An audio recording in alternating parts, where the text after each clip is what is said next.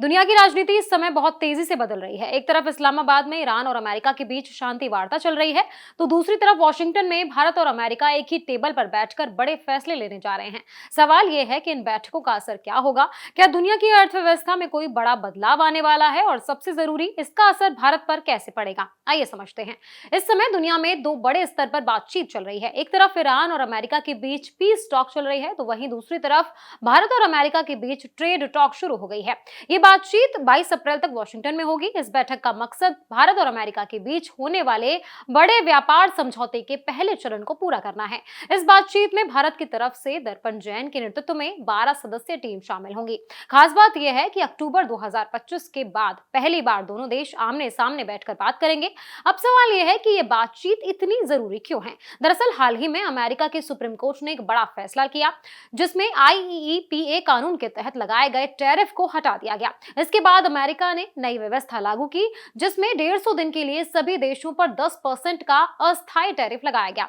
इस बदलाव का सीधा असर भारत पर भी पड़ता है। पहले उम्मीद थी कि भारतीय प्रोडक्ट्स पर टैरिफ 50% से घटकर करीबन 18% हो जाएगा, लेकिन अब हालात बदल गए हैं। ऐसे में भारत इस समझौते को फिर से ध्यान से देख रहा है, ताकि उसे नुकसान ना हो। भारत की कोशिश है कि उसे अमेरिकी बाजार में पहले जैसा फायदा फिर से मिले। पहले कम टैरिफ की वजह से भारतीय कंपनियों को काफी लाभ मिलता था, लेकिन अब नए नियमों की वजह से स्थिति थोड़ी बदल गई है। फरवरी में जो समझौता हुआ था, उसमें भारत ने अमेरिका को कई रियायतें दी थी, जैसे कि अमेरिकी सामान पर टैरिफ कम करना, कृषि उत्पादों पर छूट देना और कुछ व्यापारिक बाधाओं को हटाना। लेकिन अब इन सभी बातों पर फिर से विचार किया जा सकता है। भारत ने अमेरिका से बड़े पैमाने पर सामान खरीदने की भी योजना बनाई थी, जिसमें ऊर्जा, विमान, सेमीकंडक्टर और कोयला जैसी चीजें शामिल थी। लेकिन अब इस योजना की भी समीक्षा हो सकती है। एक और बड़ा मुद्दा है अमेरिका की जांच, जो भारत समेत कई देशों पर चल रही है। अमेरिका का कहना है कि कुछ देशों में जरूरत से ज्यादा उत्पादन हो रहा है, जबकि भारत इन आरोपों को गलत मानता है और इसका विरोध कर रहा है। इस पूरी बातचीत को एक नई शुरुआत माना जा रहा है, क्योंकि फरवरी में टैरिफ विवाद की वजह से बैठक टल गई थी।